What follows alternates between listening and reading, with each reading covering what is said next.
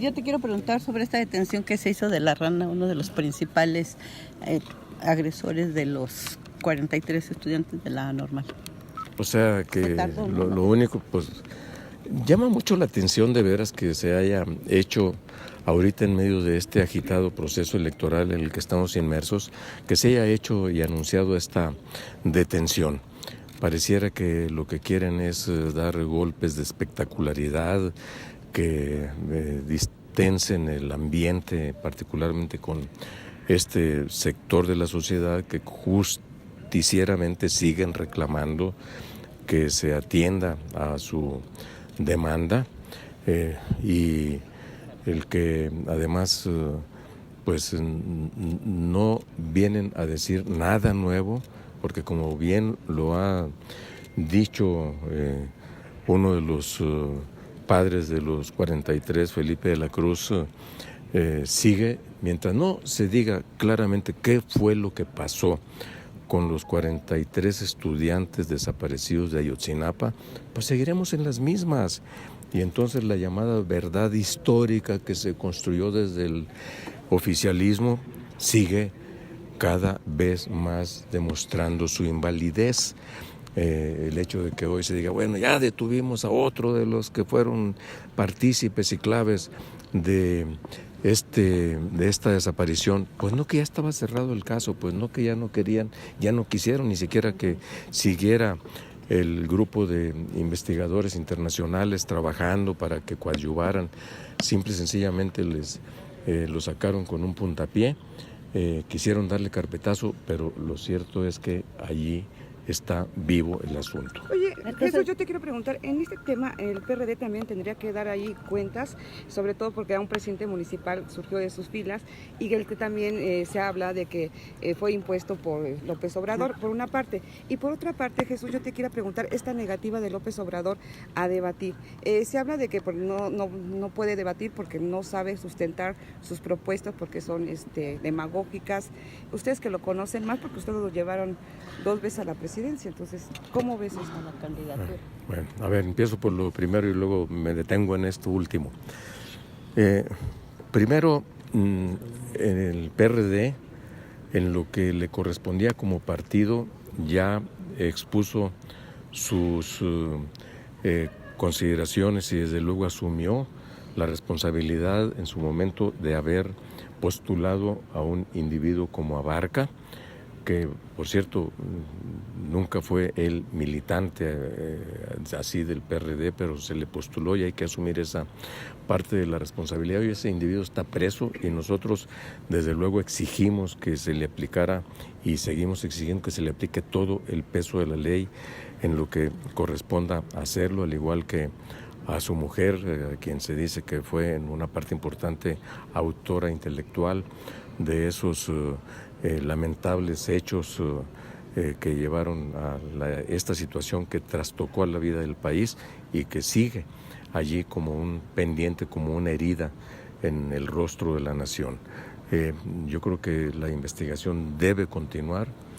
Pareciera que vamos a tener que esperar a que con la nueva administración que surgirá de las elecciones del 1 de julio, pues se pueda entrar en una fase definitiva y definitoria de este lamentable suceso nacional. Y mira, en lo que se refiere a la negativa de López Obrador de participar en cualquier debate previo al inicio de las campañas de aquí al 30 de marzo, y que sean debates, dice él, organizados por el INE, en eso sí participará. Su negativa no viene más que a demostrar por lo menos 2 cosas. Una, su profunda convicción antidemocrática. Siente que trae ya la victoria de las elecciones en la bolsa. Es como dirían en un meme que anduvo circulando hace unas semanas, ya tenemos los resultados, solo faltan las elecciones. Pues no, todavía faltan las campañas y vamos a ver de qué cuero salen más correas. Y unos de esos cueros son la capacidad para participar en debates, para que se vea de qué está hecho cada quien, qué es lo que trae como propuestas, qué es lo que traen las alforjas para ofrecer soluciones viables, realistas, no jaladas, no ocurrencias, para resolver los problemas del país y para ver si efectivamente estamos ante un personaje autoritario, como yo creo que lo estamos. Recuerdo muy bien efectivamente que cuando se negó en el 2006 a participar en el primer debate organizado por el IFE en aquel entonces, fue porque dijo: yo no voy a ir a arriesgarme, no voy a arriesgar lo que traigo de ventaja. Hoy puede estar pensando lo mismo, quieren debatir conmigo los que andan debajo en las preferencias electorales, no voy a ir a arriesgar algo. Aquí todos los días, no se trata de arriesgar, sino que todos los días la sociedad mexicana está ávida de conocer cuál es el contenido profundo, real de las propuestas de cada quien. Ahora ya hasta se da el lujo de hablar con aire de perdonavidas ante los banqueros, y cuando le preguntan que si va a reconocer el resultado de las elecciones, dice, bueno, prácticamente lo que dice es: si yo gano, no hay ningún problema, las elecciones fueron limpias, pero si me hacen fraude, es decir, si pierdo, cuidado porque van a soltar al tigre. Es decir, aunque él diga que no está amenazando con actos de violencia, en los hechos por supuesto que lo está haciendo. A lo mejor hasta lo dice sin pensarlo, sin reflexionarlo, pues que es parte de su ADN autoritario, así de antidemocrático, de decir, ya me la merezco, la tercera es la caída. Y entonces aquí o me caigo yo y conmigo se cae el país, o gano y entonces ya, entre comillas, salvo al país. Oye, Jesús, hablando de candidatos, estas recomendaciones que le hace la OCDE a cada uno de ellos, que incluso les está entregando un documento para que tomen en cuenta estas segundas reformas que el país necesita, ¿se puede que un organismo internacional, en México ni siquiera es miembro, es como oyente ahí, pero se vale que un organismo internacional les venga a dar recetas a los precandidatos de qué es lo que tienen que hacer aquí en México? No hay que aceptar recetas ni dictados de nadie del exterior, solo de lo que decida la gente, la sociedad, los votantes el 1 de julio. De ahí tendrá que venir el mandato de lo que se tendrá que hacer. Se vale que hagan propuestas, sugerencias, se vale, vivimos en un mundo globalizado, no autárquico, no cerrado, y entonces, pero no hay que tomarlos más que como eso, como propuestas, como cosas que deberán ser consideradas para ver qué es lo que pudiera convenirle al desarrollo del país y qué no, así de sencillo. Lo que no hay que desecharlo. En Alemania, supuestamente tendría que convencer a los mexicanos de que su propuesta es la mejor para llevar al país a hacer la potencia, ¿no? Bueno, tuvo una precampaña muy intensa. Ahora en esta fase de intercampaña está combinando reuniones cerradas, discretas, con estas presencias internacionales. Me parece que justamente por lo que decía ahorita, en un mundo globalizado en el que nuestra mayor relación económico, comercial, financiera de todo tipo es con Estados Unidos, ya estuvo allá, con migrantes, va a estar en próximos días también en uno de estos think tanks de Estados Unidos en Washington. Hoy está con la canciller, ayer con la canciller Merkel, alemana, que pues es el segundo socio comercial, económico, financiero de México en sus relaciones internacionales, Alemania y la Comunidad Económica Europea.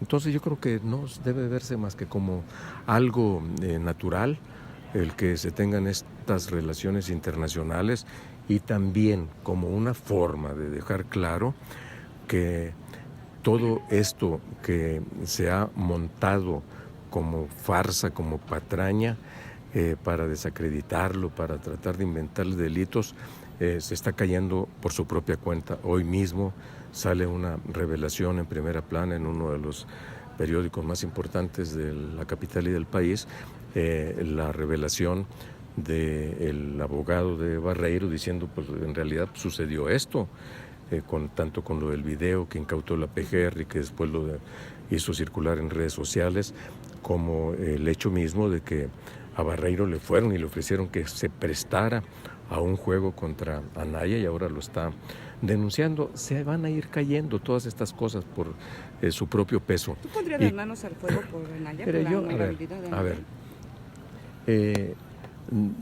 Yo ni por mí mismo meto las manos al fuego porque no soy masoquista.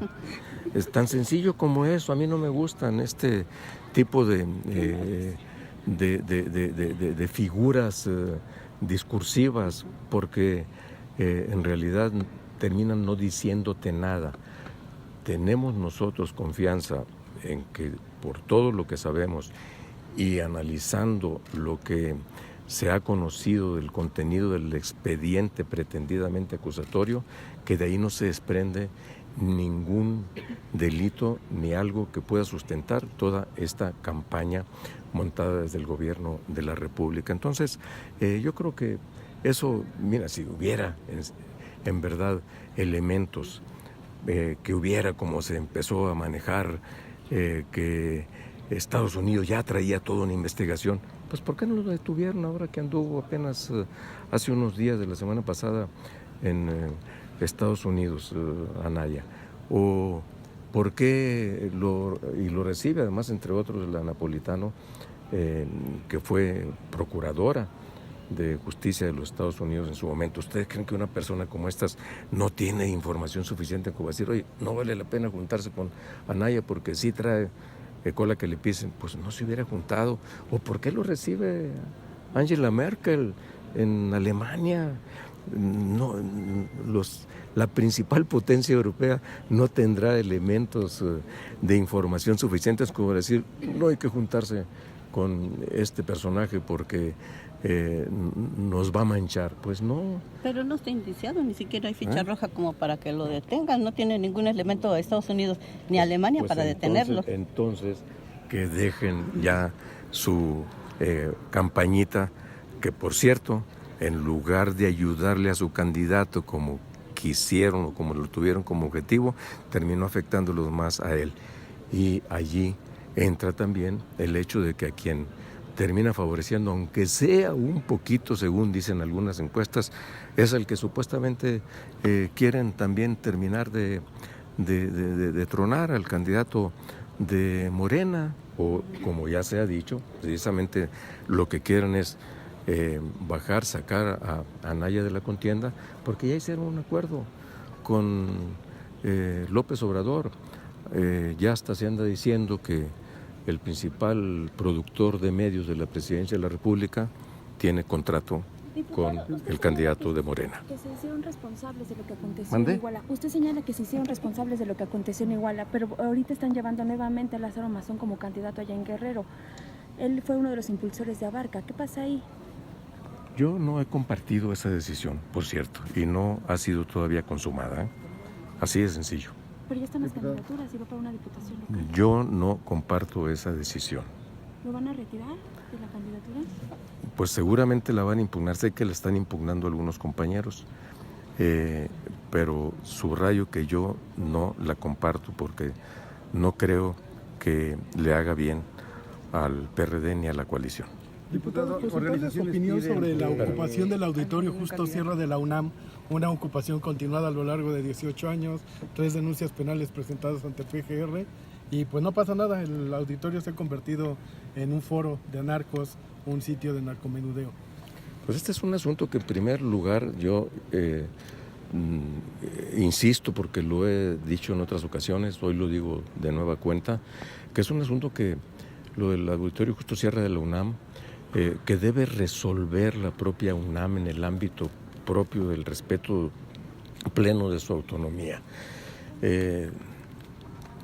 Porque una incursión de fuerzas federales, por ejemplo, a la UNAM, más en estos momentos de un proceso electoral en curso, no creo que va a ayudar mucho a que el asunto se resuelva. Casi te podría decir que lo podrían o podría correrse el riesgo de incrementarlo.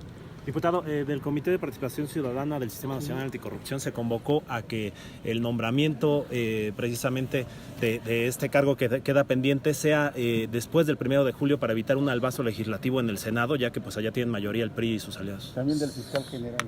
Sí, desde luego que primero es preocupante que a estas alturas estemos sin la Fiscalía General de la República y sin el fiscal anticorrupción. Sigue pues cojeando o prácticamente caminando con una enorme dificultad el Sistema Nacional Anticorrupción, en cuanto que no está completo. Ni el fiscal anticorrupción ni los magistrados que se encargarán de juzgar los hechos que se vinculen con actos de corrupción. Y desde luego que, como creo yo que con mucha responsabilidad lo señala el Comité Ciudadano de la materia, hay un riesgo evidente, porque lo primero que se debería hacer sería que el PRI, como mayoría en ambas cámaras junto con sus aliados, admitiera la necesidad de reformar el artículo 102 constitucional, de legislar como derivado de ello en la materia para que tengamos una fiscalía autónoma e independiente y un fiscal anticorrupción también autónomo e independiente. ¿Lo vamos a nombrar bajo estas reglas a un fiscal general o a una anticorrupción? Pues vamos a seguir sujetos a reglas en las que el presidente de la República sea el que siga diciendo a quién se investiga y a quién no. Pero sí es un peligro. Yo creo que sería lo aconsejable, sería hacerle caso al Comité de Participación Ciudadana. Gracias. Gracias a ustedes.